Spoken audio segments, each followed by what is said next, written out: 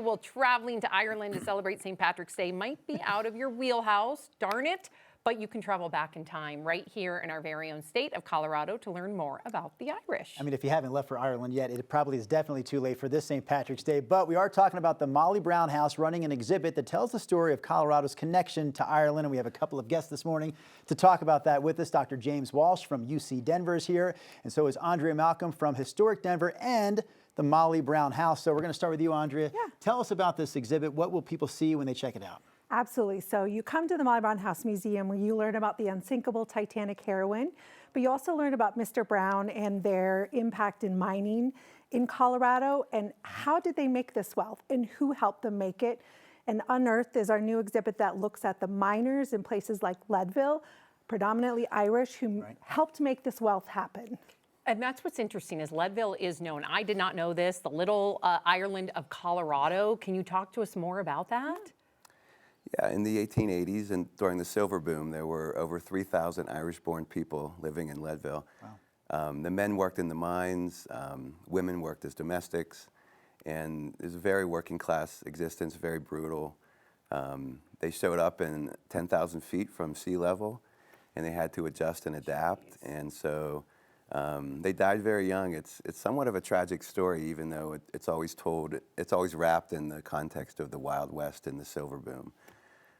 What we're trying to do really is call attention to and shine a light on the Irish-American human toll of industrial labor. Let me ask you another question, Dr. Walsh, because I know you've studied this community for a long time. Can you just discuss the amount of effort and the work that went into setting up this exhibit?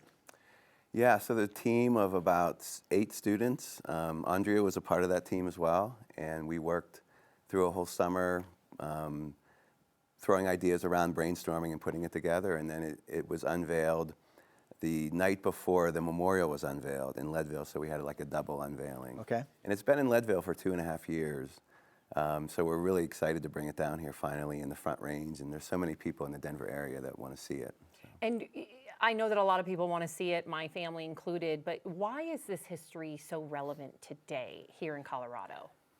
Well, immigrant labor has always been an important part of our economy, and so in an era when immigrant communities are under attack today and are facing such headwinds, political headwinds, shining a light on this story really matters. And I've always felt that the Irish in America have an important role to play in this conversation because of our immigrant roots. And it's only been a few generations for Irish Americans that have sort of come up from really working class existence. And so because we're so close to that story, I believe, we have a lot to contribute and to speak, to stand beside immigrant communities today really matters.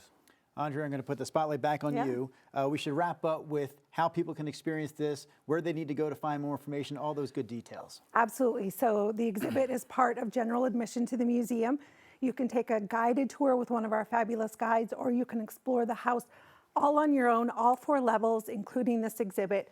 You really get to learn about how this story is a part of our state's history, our labor history, and how it ties to Mrs. Brown and her work in voting rights and labor reform and all of those different efforts. So mollybrown.org, you can get tickets and learn more about the exhibit.